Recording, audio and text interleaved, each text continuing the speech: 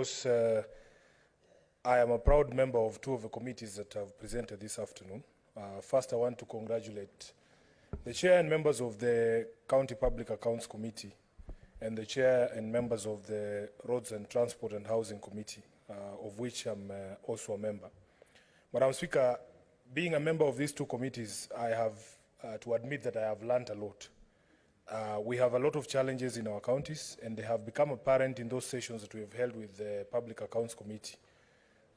There could be some challenges we face as committee in terms of our effectiveness to deliver real-time solutions to the problems facing our counties. And sometimes the argument is made that maybe the committee such as the Parliamentary Accounts Committee, the CPAC committee, is a mortician, that we deal with matters that are historic.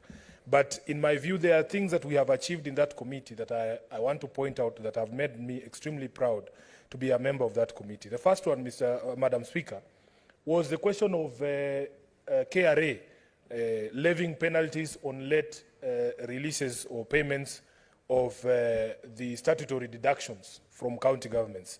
I remember it was in a session of the Parliamentary Accounts Committee that we asked the rationale.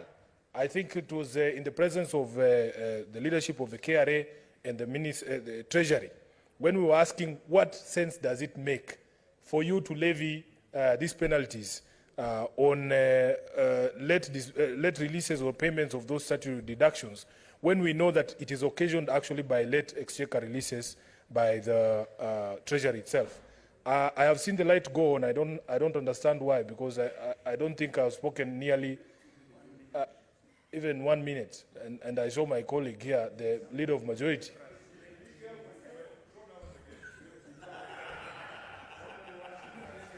Perhaps, Madam Speaker, I can be given direction as to what time I have. I think the light means 5 minutes. You have 5 minutes. I think it's the 20 minutes which were given to the comments section. Madam Speaker, I think I was confused by the amount of time that the leader took. I guess it's because of his position in the Senate, but let me proceed.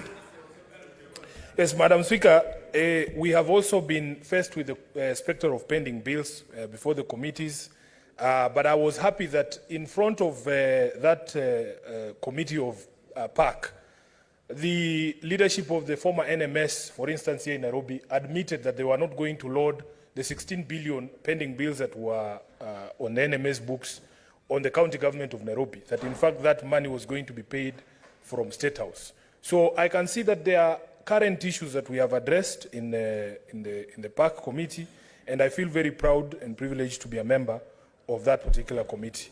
We have also been trying to explain to the counties that we are actually friends and partners in the success of devolution, so that there doesn't need to be an adversarial relationship between this committee and the committee and the county governments themselves. Then from the roads, transport and housing, I was very happy when the committee visited the Mombasa County to discuss the question of the development or redevelopment of Buxton Estate. Because even here in Nairobi, we have many old city council estates that are earmarked for redevelopment.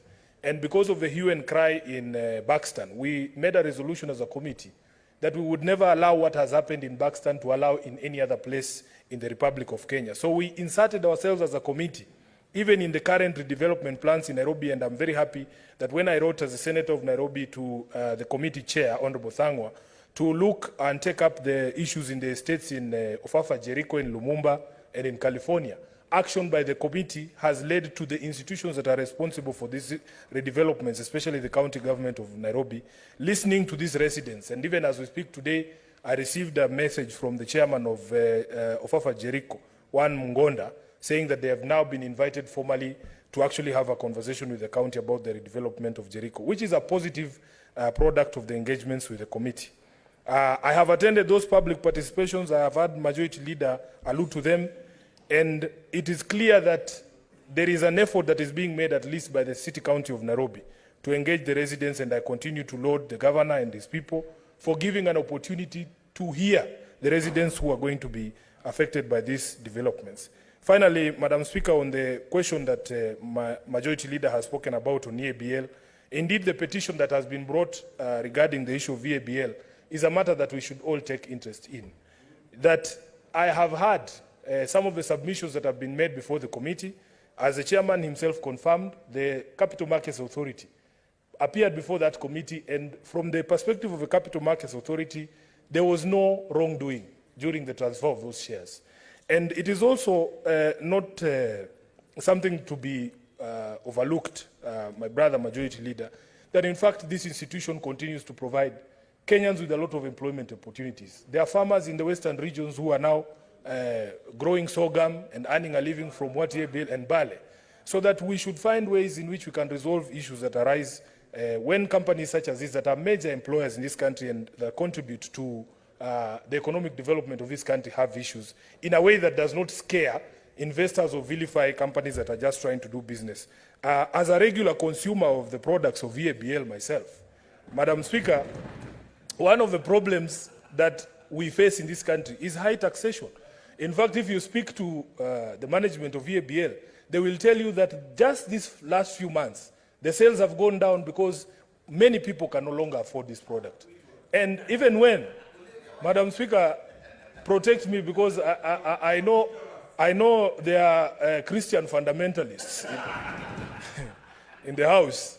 But the point that I am making is, even when we take the war on illicit alcohol to the villages, it is very critical that we do not send even those people who could afford the regular beer a few months back to now start pursuing or looking for this cheap illicit brew, because they can no longer afford to buy products such as those that are sold by EABL. Madam Speaker, even the sales going down means a reduction in the taxes that could otherwise have been collected from these particular products. And it has an effect on everyone and on everything.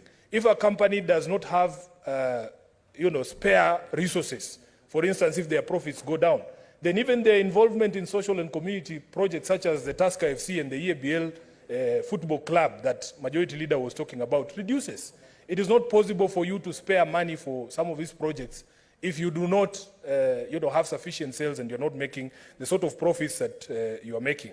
Indeed, I recall the good old days when East Africa Breweries football team, they would come to Kakamega, where I grew up, to play a team called Motcom, which was the Ministry of Transport and Communications. And big as they were, we used to whip them, Majority Leader. So the fact that the team is not performing as good as it did in the 90s does not necessarily mean that EABL is now a bad company. Time up, Senator Sifuna. Senator Methu, you are either the Christian fundamentalist or